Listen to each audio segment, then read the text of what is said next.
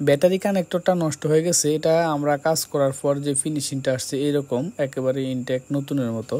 তো এগুলো কীভাবে রিপেয়ার করবেন এরকম হয়ে গেলে, অথবা পুরোপুরিটাই নষ্ট হয়ে গেলে কীভাবে নতুন ডাইস দিয়ে বানাবেন সব কিছু শেয়ার করবো আজকের এই ভিডিওতে।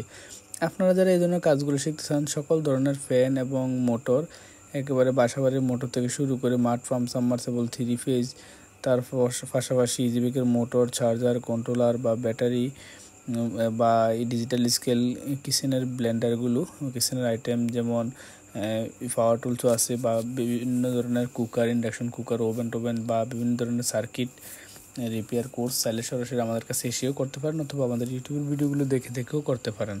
তো সর্বপ্রথমে আমরা কানেক্টরের উপরের অংশটা আমরা কেটে মানে একটু ক্লিয়ার করে নেব যাতে ময়লা না থাকে, এবং এখানে ভালোভাবে পরিষ্কার করে নিতে হবে যে জায়গার মধ্যে আমরা জয়েন্টটা দেব।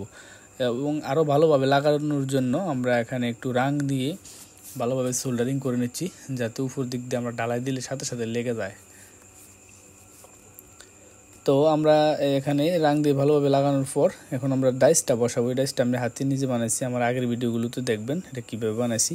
এই দুইটার জন্য দুইটা ডাইস বানাতে হয়, এবং একেবারে পুরোটা ডাইস আলাদা কিনতে পাওয়া যায়, আমাদের কাছে আছে। একেবারে সিম্পলভাবে এগুলো বানানো যায় একেবারে অরিজিনালটার মতো। দেখুন এখানে আমরা নিচ দিয়ে যাতে বের হয়ে না যায় ডালাইটা দিলে, সেই জন্য আমরা নিচের দিকে ব্লক করে দেবো। এটা হলো মাস্কিং টেপ, রং মিস্ত্রিরা এটা ব্যবহার করে বিভিন্ন রঙের ডিজাইন করার জন্য। তো আমরা এখানে এই সীসা গলিয়ে নিচ্ছি, গলানোর পর এটা এখন আমরা ঢেলে দেবো। ঢেলে দেওয়ার পর আমরা সব কিছু দেখবো ঠিকঠাক হয় কিনা। আসলে এই ব্যাটারির ফুসগুলো বানানোর সহজ অনেক পদ্ধতি আছে, আমাদের আরও ভিডিও আছে, ওই ভিডিওগুলো দেখে নেবেন, দেখলে বাকিটা বুঝতে পারবেন।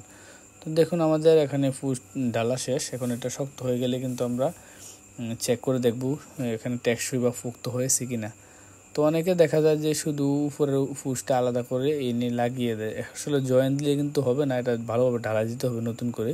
তো আমরা যেভাবে ঢালাই দিলাম এটা দেখলেন।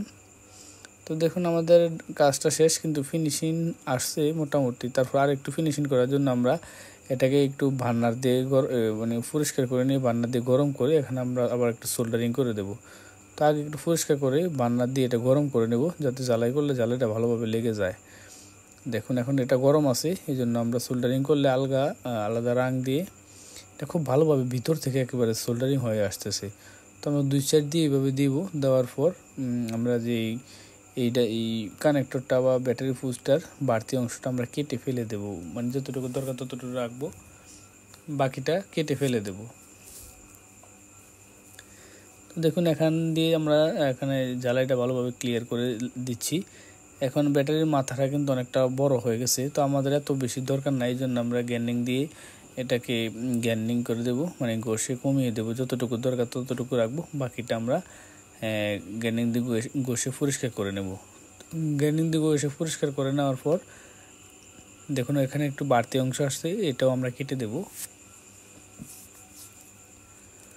তো বাড়তি অংশটা কেটে দেওয়ার পর এখানে আমরা গ্যান্ডিং দিয়ে চারিদিক দিয়ে ভালোভাবে ঘষে মেজে পরিষ্কার করে, এবং যতটুকু অংশ দরকার ততটুকু রাখবো। রাখার পর আমরা এখানে যেটা কানেক্টরটা লাগানোর জন্য যে একটা দরকার,